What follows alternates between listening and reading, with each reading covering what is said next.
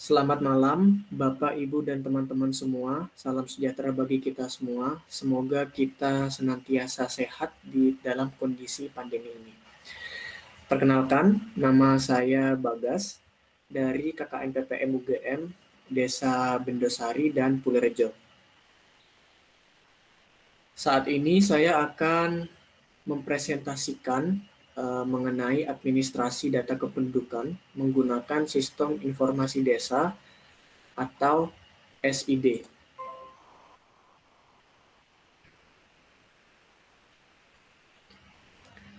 Baik, jadi Bapak, Ibu, dan teman-teman sekalian, sistem informasi desa ini umumnya terdiri dari berbagai macam jenis dan berbagai macam tampilan. Nah, yang akan saya demonstrasikan dan presentasikan di saat ini merupakan sistem informasi desa yang dibuat oleh suatu komunitas namanya OpenSID gitu. Ini contoh dari OpenSID-nya. Jadi ada beberapa menu dan fitur, lalu di sini ada data secara umum, secara rangkuman begitu, seperti wilayah dusun, keluarga, kelompok, rumah tangga, dan lain-lain.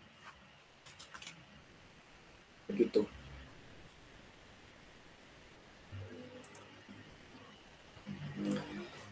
Selanjutnya saya akan menjelaskan tentang jenis administrasi apa saja yang dapat dilakukan menggunakan SID. Jika nanti Desa Bendosari dan Pulerejo memutuskan untuk membuat atau menyusun sistem informasi desa. Jadi administrasi yang utamanya digunakan di SID itu adalah pembuatan kartu, akta, dan pembuatan surat. Karena pembuatan ketiga barang ini sangat banyak diminta oleh masyarakat, jadi ketiga jenis administrasi kependudukan ini sangat efektif dibuat atau disusun dengan menggunakan sistem informasi desa, apalagi dalam kondisi pandemi ini. Jadi misalnya untuk kartu kita bisa membuat kartu identitas anak, kartu keluarga, kartu tanda penduduk, dan kartu lainnya. Seperti misalnya jika akta itu bisa disusun berupa akta kelahiran, akta kematian, akta pernikahan, dan akta lainnya. Serta surat yang merupakan salah satu administrasi kependudukan yang dapat dibilang sering diminta oleh masyarakat, sering diajukan oleh masyarakat. Seperti misalnya surat keterangan tempat tinggal, surat keterangan pindah, dan jenis-jenis surat lainnya. Kemudian selain administrasi kependudukan tersebut, SID atau sistem informasi desa ini juga dapat digunakan untuk mendata segala macam aspek kehidupan masyarakat, misalnya dari pendataan tanah, kepemilikan seperti misalnya tanah, bangunan, dan sebagainya, pendataan keuangan, pendataan pendapatan masyarakat, dan sebagainya. Jadi sistem informasi desa ini sangat membantu sekali karena data yang dimasukkan ke dalam sistem informasi desa itu sangat efisien. Jadi tidak membutuhkan banyak waktu untuk pembuatannya begitu. Dan ini dapat diakses oleh masyarakat secara langsung menggunakan internet. Jadi tidak perlu datang ke misalnya kantor desa atau yang lain-lain begitu. Jadi sangat efisien jika Desa Bendosari dan Pulerejo ingin menggunakan sistem informasi desa. Selanjutnya ini ada beberapa fitur administrasi yang biasanya ada dalam sistem informasi desa. Yang pertama itu adalah registrasi atau login. Jadi sistem informasi desa membutuhkan akun yang harus diregistrasi, dan akun tersebut akan unik kepada setiap masyarakat. Jadi masyarakat diminta untuk registrasi, membuat akunnya berdasarkan data diri, lalu akun tersebut digunakan untuk masuk ke dalam SID tersebut. Selanjutnya itu ada menu. Jadi menu terdiri dari fitur-fitur yang tersedia dalam sistem informasi desa.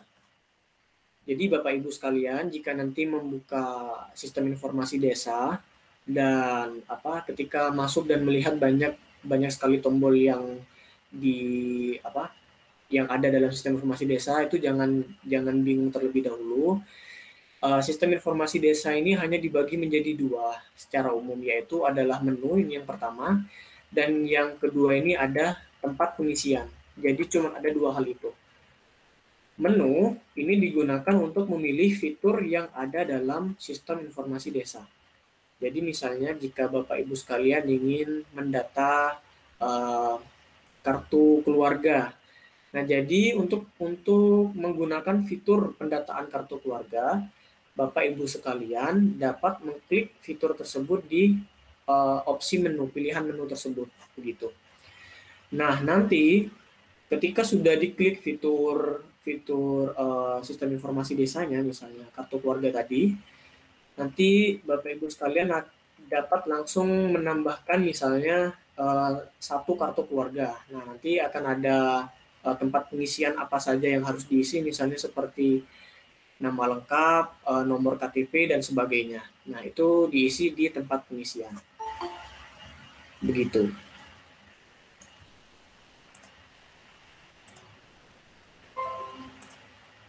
Selanjutnya, yang fitur yang paling utama yang ada di sistem informasi desa itu, ini berupa akun.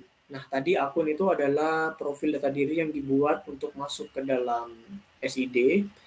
Jadi setelah akun itu dibuat, akun itu harus diedit ulang oleh setiap masyarakat, setiap orang.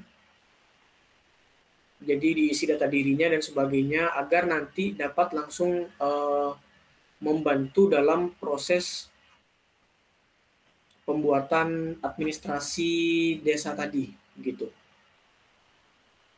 Jadi untuk mempermudah proses pembuatan akta, surat, dan lain-lain. Ya, itu untuk fitur-fitur sistem informasi desa. Selanjutnya ada yaitu mekanisme administrasi. Mekanisme administrasi ini adalah beberapa proses perubahan data, pembuatan data, dan sebagainya yang sekiranya masyarakat itu akan sering digunakan begitu. Jadi saya akan jelaskan beberapa di antaranya saja, karena jika beberapa sistem informasi desa itu memiliki mekanisme yang ada yang berbeda, tapi juga ada yang sama. Jadi saya jelaskan yang sama-sama saja.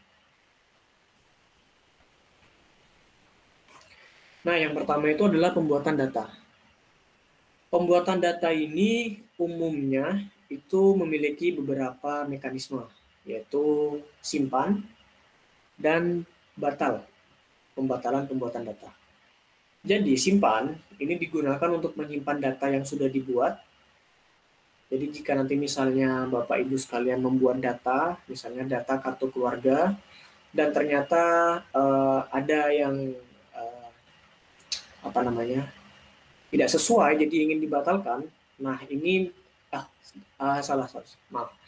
Jadi jika misalnya Bapak Ibu sekalian ingin membuat data kartu keluarga misalnya, dan ingin ini jadi sudah pembuatan data kartu keluarga gitu, sudah selesai, semuanya sudah dimasukkan data-datanya, nama lengkap dan sebagainya.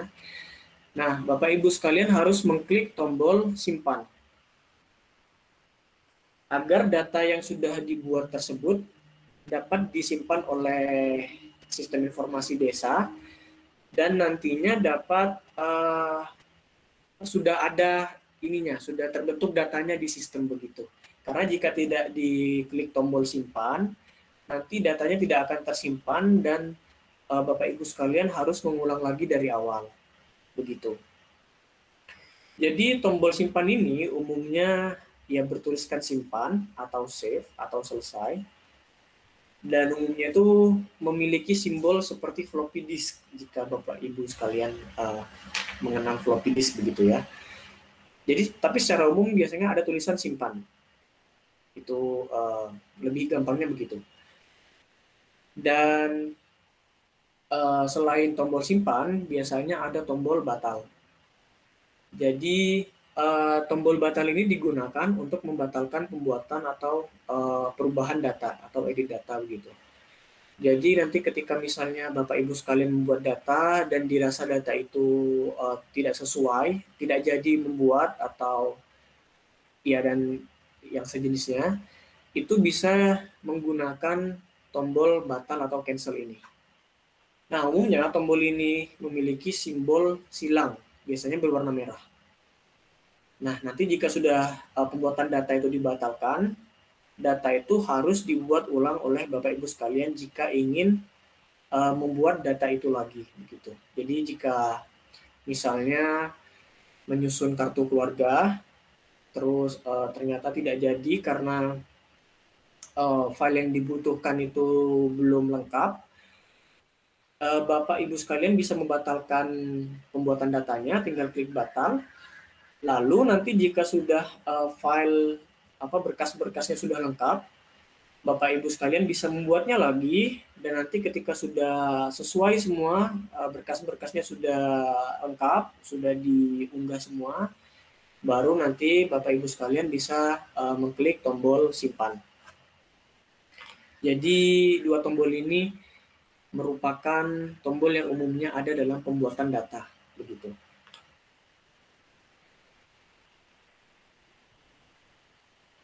Selanjutnya adalah olah data.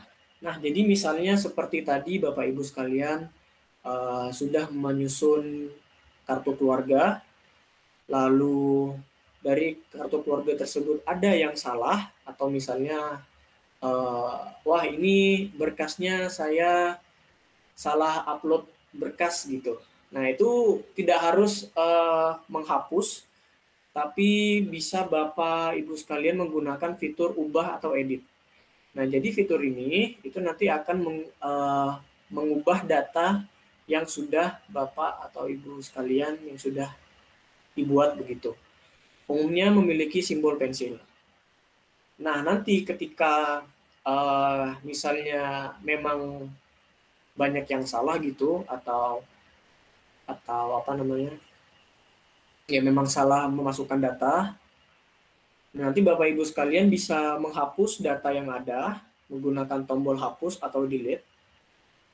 Umumnya memiliki simbol tong sampah, jadi nanti data kartu keluarga tersebut misalnya itu akan langsung terhapus semuanya satu data tersebut. Nah nanti Bapak Ibu sekalian bisa membuatnya lagi menggunakan tombol tambah atau add.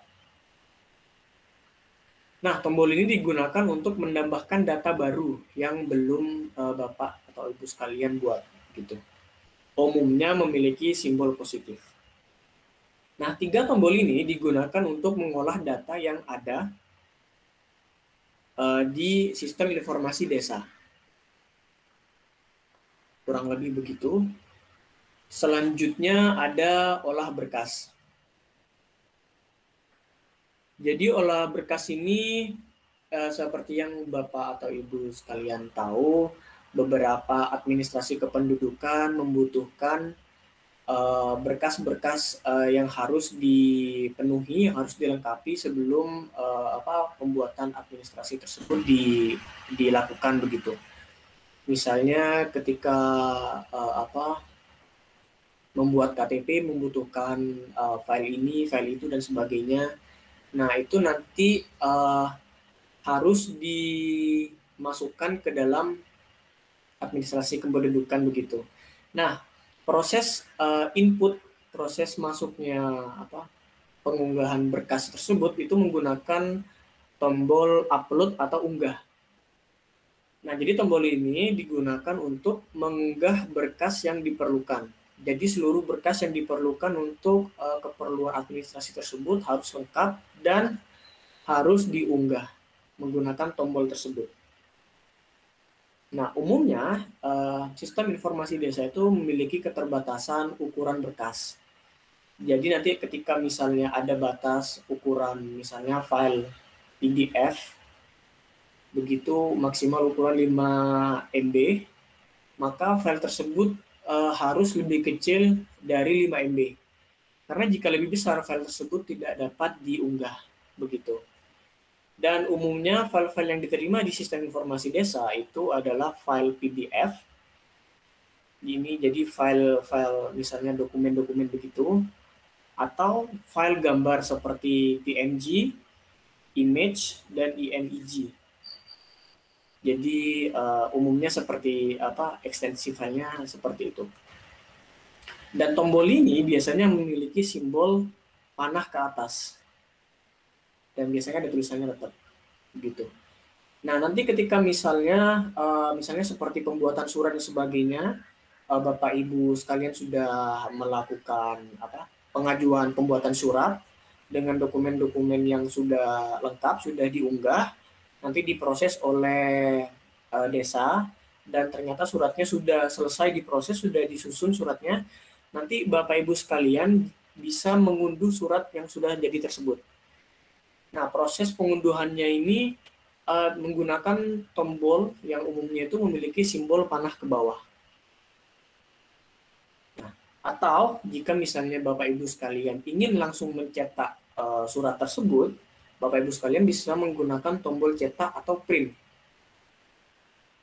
Jadi tombol ini digunakan untuk mencetak berkas yang dibutuhkan tersebut. Jadi bisa langsung ada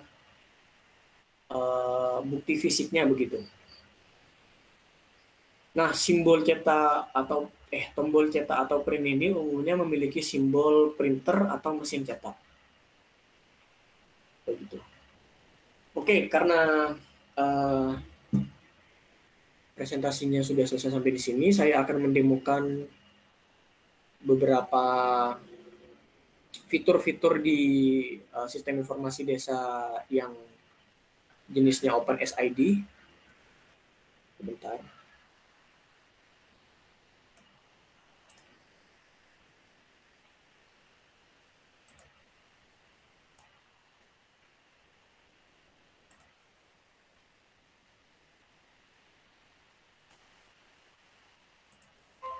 Baik, jadi ini adalah salah satu contoh sistem informasi desa. Nah, ini adalah halaman utamanya, berisi rangkuman-rangkuman mengenai data-data di desa. Lalu misalnya saya menggunakan fitur kependudukan dan kependudukan keluarga. Nah, ini bisa dilihat Bapak Ibu sekalian, di sini ada data kepala keluarga dengan NIK-nya dan nomor KK. Ini ada juga jenis kelamin dan tanggal terdaftar. Nah, nanti Bapak Ibu sekalian bisa menggunakan fitur ini dengan misalnya jika ingin membuat kartu keluarga baru, itu bisa klik tambah dengan simbol positif, tambah penduduk baru. Nah, nanti akan ada form. Nah, form ini harus Bapak Ibu sekalian harus diisi kalau bisa secara lengkap. Ini nanti bisa diisi, dan akhirnya bisa diklik simpan jika sudah selesai. Namun jika ingin dibatalkan, bisa klik batal.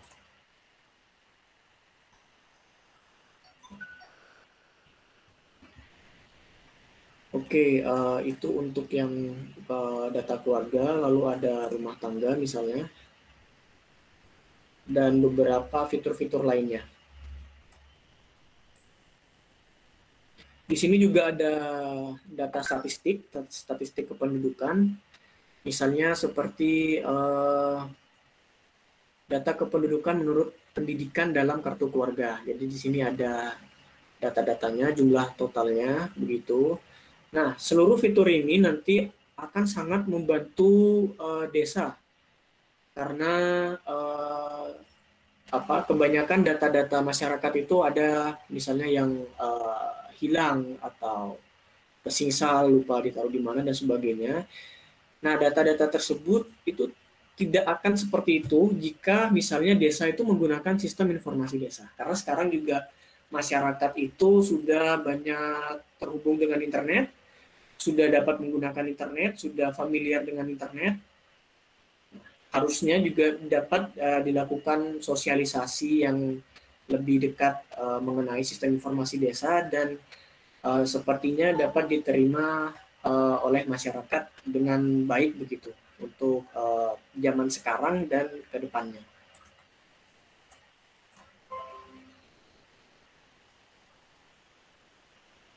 Selanjutnya ini juga ada layanan surat.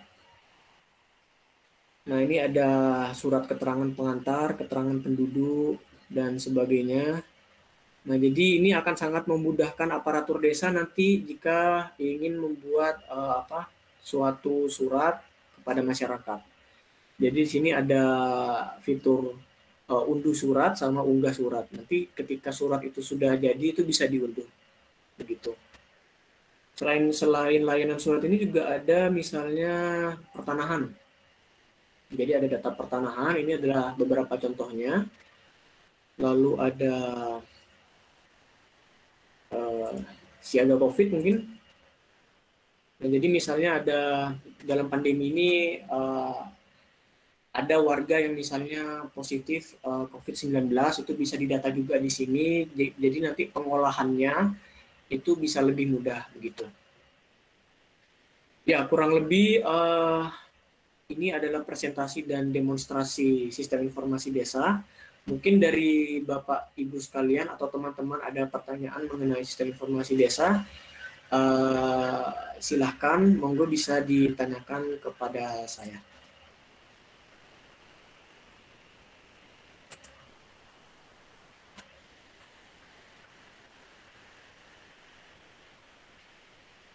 Mungkin dari Pak Aan atau Pak Wilujeng atau dari Bu Nurul. Mungkin ada pertanyaan.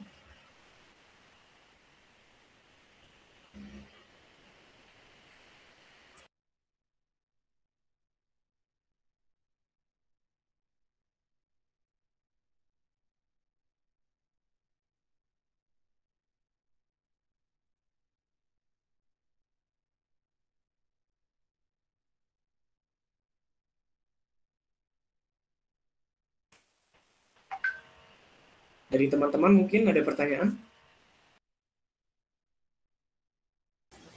Halo Bagas, Assalamualaikum. Halo Fajar, Waalaikumsalam. Perkenalkan saya Fajar Novel, perwakilan dari Desa Purworejo. Ingin bertanya Bagas, untuk terkait sistem teknisi pengelolaannya gimana ya Bagas? Untuk sistem SID ini. Karena kan kelihatannya tadi itu rumit banget ya. Terima kasih Bagas. Oke, makasih banyak Fajar atas pertanyaannya. Ya, benar memang dari sistem informasi desa ini itu untuk pengelolaannya itu agak rumit. Jadi nanti mungkin Bapak Ibu sekalian jika tertarik untuk membuat sistem informasi desa ini dapat membeli atau menyewa langsung. Jadi sistem informasi desa ini ada yang menjual jasanya, pembuatannya begitu. Jadi misalnya seperti kalau nggak salah itu ada namanya desa digital. Ini contoh aja. Jadi ada desa digital, mereka menyediakan sistem informasi desa ini, mungkin bisa mengontak mereka untuk dibuat. Nah, nanti pengelolaannya bisa dilakukan oleh aparatur desa secara langsung. Karena nanti biasanya ada pelatihan langsung mengenai pengelolaan sistem informasi desa ini. Lalu untuk misalnya website dan sebagainya itu tidak rumit, biasanya itu udah jadi sepaket sama disediakan oleh pihak swasta tersebut. Jadi nanti misalnya jika sudah dibuat itu biasanya semua sudah jadi, sudah ada alamat websitenya. Jadi aparatur desa itu cuma tinggal mengelola aja begitu. Misalnya seperti langsung ngedata data masyarakat dan sebagainya itu biasanya langsung seperti itu. Begitu Fajar. Siap, makasih Bagas. Oke, sama-sama. Mungkin ada pertanyaan lainnya dari Bapak Ibu sekalian dan teman-teman?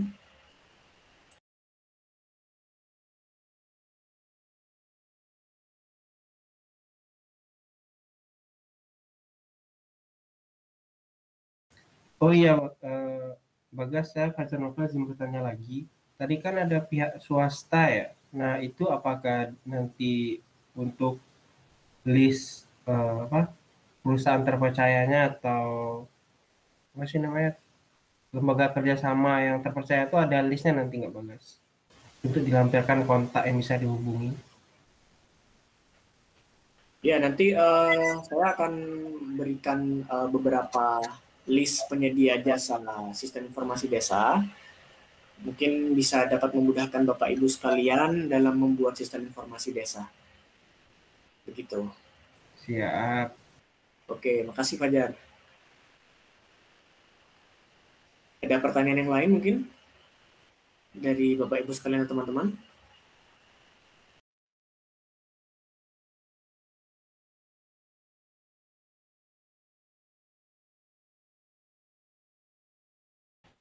Baik, jika semisal belum ada pertanyaan,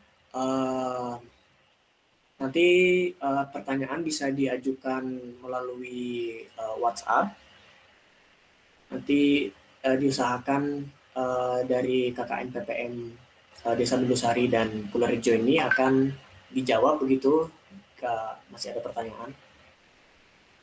Mungkin jika tidak ada pertanyaan lagi untuk saat ini, saya izin untuk mengakhiri webinar presentasi dan demonstrasi sistem informasi desa ini. Terima kasih atas kedatangan Bapak Ibu sekalian dan teman-teman.